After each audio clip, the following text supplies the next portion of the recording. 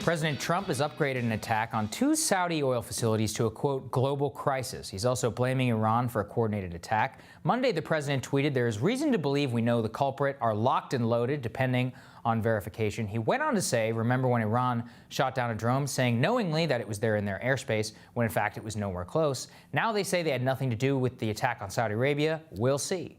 The president's comment have raised concern amongst the United States' involvement. Here to weigh in on this, as well as last week's canceled peace talks with the Taliban, is the former CIA director, General David Petraeus. General, thank you so much for joining me. Good to be with you, Sagar. Thanks.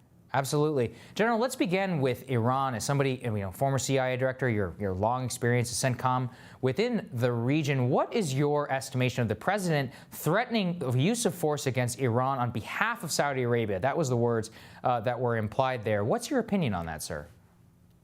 Well, first, let's just put ourselves in the shoes of those who are in the White House and the Pentagon and various of the intelligence community agencies.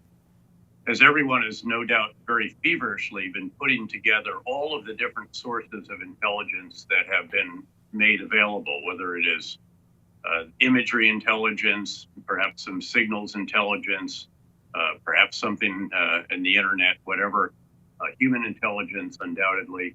So all of that is being put together to determine precisely who launched these attacks, even to understand what the projectiles of the missiles or drone strikes were, and then from where they were launched.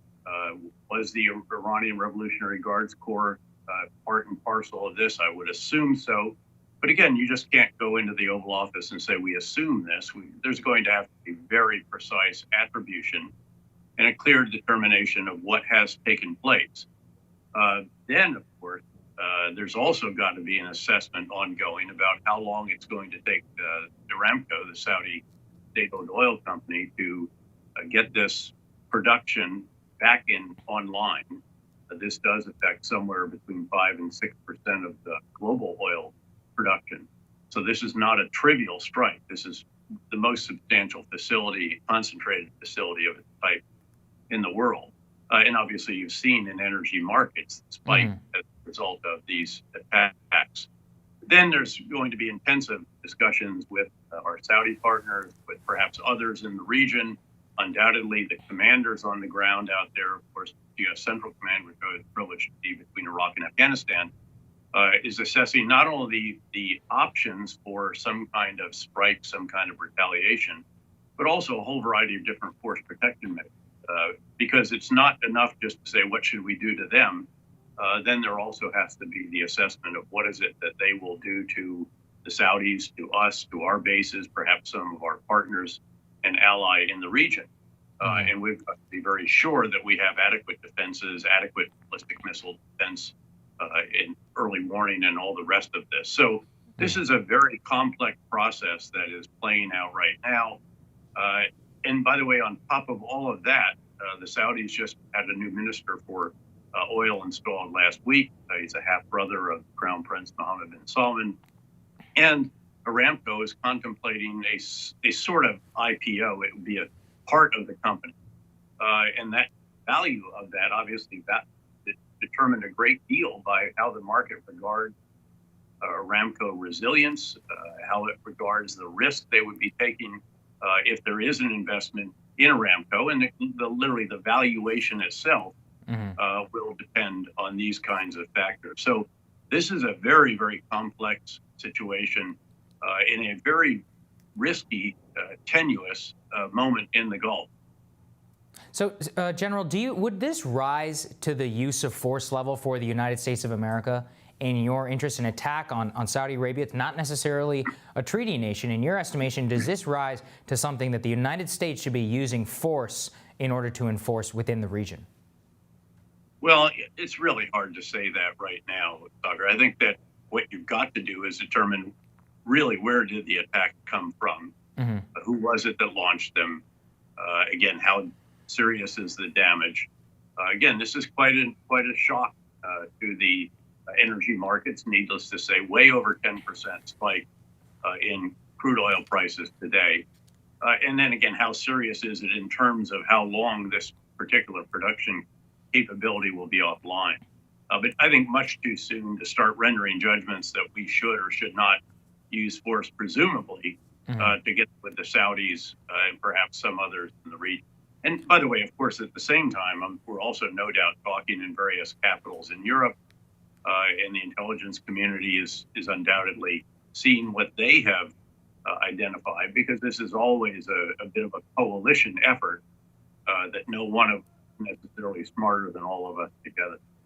General, you've long served in the region. You know what it's like in order to deal with the Iranian malfeasance within Iraq. Have you seen an escalation in Iranian behavior that rises to the threat that it poses to the United States for this long in some time? In other words, is there a bigger threat from Iran today than there has been in the years that we've been involved in the region?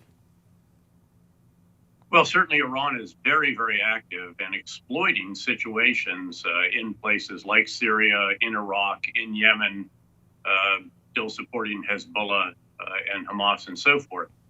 So the opportunities for them have actually expanded, and they are very opportunistic, and they are indeed trying to make the most of the Syrian civil war, of the threat that ISIS posed to Iraq, of the Yemeni civil war, essentially the north-south, all of these different situations. Having said that, they provided the means for killing our soldiers, well over 600 or so of them, quite a number during the period that I was privileged to command in Iraq, during the surge in particular. And that was very, very escalatory, if you will, and very provocative. And we sought to do what we could in quite an aggressive manner, but certainly within the realm of Iraq, rather than going across the border.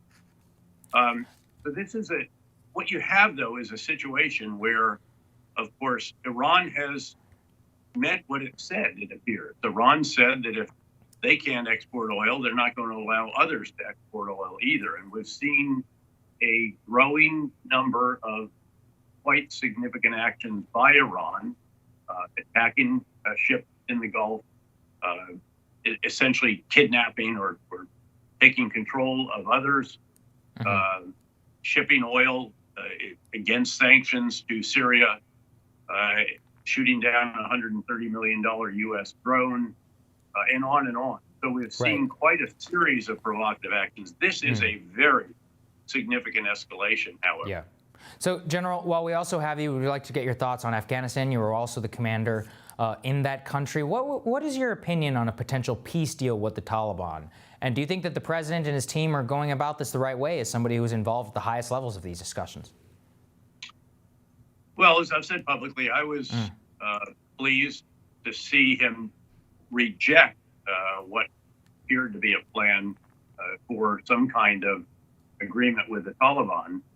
And I say that for a variety of reasons. One is, of course, just remember history.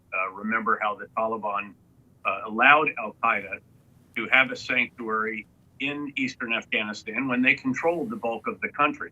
And that it was in that sanctuary that al-Qaeda planned the 9/11 attack and conducted the initial training for them. Keep in mind that al-Qaeda and now the Islamic State are trying to reestablish a caliphate or a sanctuary in roughly the same area of eastern Afghanistan. Keep in mind that the Taliban don't control all of the other insurgent and extremist groups that are making life difficult for the Afghan people and for their security forces. They don't really control the Haqqani network, the Islamic movement of Uzbekistan, the Pakistani Taliban, or the other two groups that I mentioned earlier, al-Qaeda and the Islamic State, and there are some others as well. Those are the significant. Finally, I'm not even sure that the Taliban could even get all of the Taliban fighters to lay down their arms. And I have serious doubts about what the Taliban would do were we to leave the country, and how that country would then be run, and would it devolve into another civil war, as followed the collapse of the Soviet-supported Afghan government some 2 years after the Soviets left Afghanistan, when they stopped the flow of resources to the Afghan government. That was a horrific period for Afghanistan.